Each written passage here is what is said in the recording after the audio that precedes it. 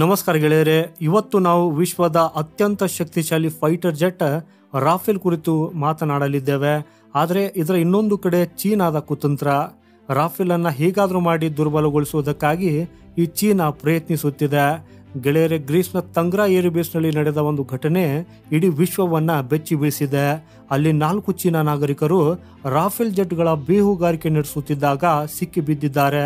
ಹಾಗಾದ್ರೆ ಇದು ಕೇವಲ ಫೋಟೋ ತೆಗೆಯುವ ಕೆಲಸವಾಗಿತ್ತೆ ಅಥವಾ ದೊಡ್ಡ ಪಿತೂರಿಯ ಭಾಗವಾಗಿತ್ತೆ? ಸೊ ಬನ್ನಿ ಗೆಳೆಯರೆ, ಈ ಬೇಹುಗಾರಿಕೆ ಕಾರ್ಯಾಚರಣೆಯ ಪದರಗಳನ್ನ ತೆರೆದು ಭಾರತದ ವಾಯುಶಕ್ತಿಯನ್ನ ಗುರಿಯಾಗಿಸಿಕೊಂಡಿರುವ ಚೀನಾದ ಈ ಕುತಂತ್ರವನ್ನ ಅರ್ಥ ಮಾಡಿಕೊಳ್ಳೋಣ. ಸೊ ಮೊದಲಿಗೆ ತಂಗ್ರಾ ಏರ್ಬೇಸ್ ನಲ್ಲಿ ಏನಾಯ್ತು ಅನ್ನೋದನ್ನ ನೋಡೋಣ. ನಿಮ್ಮ ಮಾಹಿತಿಗಾಗಿ ಹೇಳೋದಾದ್ರೆ ಗೆಳೆಯರೆ, ಈ ಗ್ರೀಸ್ನ ತಂಗ್ರಾ ಏರ್ಬೇಸ್ ನಲ್ಲಿ ಫ್ರೆಂಚ್ ರಾಫೆಲ್ ಜೆಟ್ಗಳು ಮತ್ತು ಹೆಲೋನಿಕ್ ಏರೋಸ್ಪೇಸ್ ಇಂಡಸ್ಟ್ರಿಯ ಪ್ರಮುಖ ಸೌಲಭ್ಯಗಳು ಇವೆ. ಹಾಗೂ ಅಲ್ಲಿ 4 ಚೀನಾ ನಾಗರಿಕರು ಕ್ಯಾಮೆರಾಗಳೊಂದಿಗೆ ಫೋಟೋ ತೆಗೆಯುತ್ತಾ ಅನುಮಾನಾಸ್ಪದ ರೀತಿಯಲ್ಲಿ ಕಂಡು ಬಂದಿದ್ದಾರೆ. ಭದ್ರತಾ ಸಿಬ್ಬಂದಿಯವರು ತಡೆದರು. ಅವರು ಸೇತುವೆಯೊಂದರ ಕಡೆಗೆ ಸಾಗಿ ಅಡಿಕೆ ಕುಳಿತು ಫೋಟೋಗಳನ್ನು ತೆಗೆಯುವುದನ್ನು ಮುಂದುವರಿಸಿದ್ದಾರೆ. ಹೆಲನಿಕ್ ಏರ್ಫೋರ್ಸ್ ನ ಪೊಲೀಸರು ತಕ್ಷಣ ಅವರನ್ನ ವಶಕ್ಕೆ ತೆಗೆದುಕೊಂಡು ಅವರ ಕ್ಯಾಮೆರಾಗಳಿಂದ ಡಜನ್ ಗಟ್ಟಲೆ ಸೂಕ್ಷ್ಮ ಚಿತ್ರಗಳನ್ನ ವಶಪಡಿಸಿಕೊಂಡಿದ್ದಾರೆ. ಹಾಗೂ ಗ್ರೀಸ್ನ ಗುಪ್ತಚರ ಸಂಸ್ಥೆಗಳು ಇದನ್ನ ಗಂಭೀರ ಬೇಹುಗಾರಿಕೆ ಪ್ರಕರಣ ಅಂತ ಪರಿಗಣಿಸಿವೆ. ಸೊ ಇಲ್ಲಿ ಪ್ರಶ್ನೆ ಏನಂದ್ರೆ, ಒಬ್ಬ ಪ್ರವಾಸಿಗ ರಾಫೆಲ್ನಂತ ಮಿಲಿಟರಿ ಏರ್ಬೇಸ್ನ ಫೋಟೋಗಳನ್ನ ಯಾಕೆ ತೆಗೆಯುತ್ತಾನೆ? ಗೆಳೆಯರೆ, ರಾಫೆಲ್ನ ಶಕ್ತಿ ಮತ್ತು ಚೀನಾದ ತಲ್ಲಣ ನಿಮಗೆ ನೆನಪೇ ಇರಬಹುದು. 2025 ಮೇ ತಿಂಗಳಲ್ಲಿ ಭಾರತೀಯ ವಾಯುಸೇನೆ ಆಪರೇಷನ್ ಸಿಂಧೂರ್ ಕಾರ್ಯಾಚರಣೆಯಲ್ಲಿ ಪಾಕಿಸ್ತಾನದ ಉಗ್ರರ ಅಡಗುತಾಣಗಳ ಮೇಲೆ ರಾಫೆಲ್ ಮೂಲಕ ದಾಳಿ ನಡೆಸಿತ್ತು.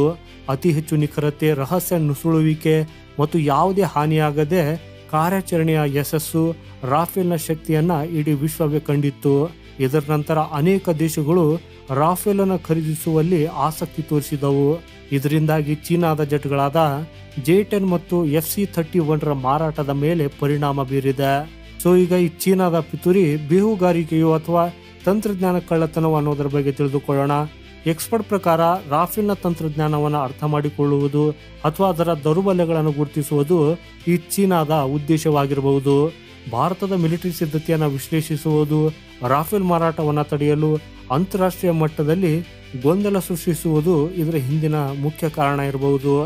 ಒಂದು ವೇಳೆ ರಾಫೆಲ್ನ ಡೇಟಾ ಯಾವುದೇ ಶತ್ರು ದೇಶದ ಕೈಗೆ ಸಿಕ್ಕರೆ ಅವರು ರಾಫೆಲ್ ವಿರುದ್ಧ ತಮ್ಮ ಡಿಫೆನ್ಸ್ ಸಿಸ್ಟಮ್ ಅನ್ನ ಅಭಿವೃದ್ಧಿಪಡಿಸಬಹುದು.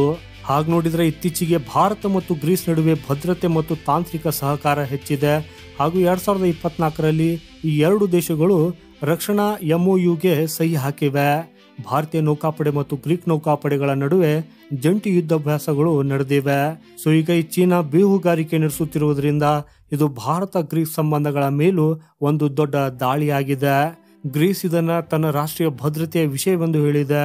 ಹಾಗೂ ಭಾರತ ಕೂಡ ಅಷ್ಟೇ ಗಂಭೀರತೆ ತೋರಿಸಬೇಕು. ಸೊ ಗೆಳೆಯರೆ, ಮಾಹಿತಿ ಇಷ್ಟವಾದರೆ ವಿಡಿಯೋನ ಲೈಕ್ ಮಾಡುತ್ತಾ ಕಮೆಂಟ್ ಅಲ್ಲಿ ನಿಮ್ಮ ಅಭಿಪ್ರಾಯವನ್ನು ತಿಳಿಸಿ. ಸಿಗೋಣ ಮುಂದಿನ ಮತ್ತೊಂದು ಅಪ್ಡೇಟ್ ಒಂದಿಗೆ. ವಂದೇ ಮಾತರಂ. ಭಾರತ್ ಮಾತಾ ಕಿ ಜೈ.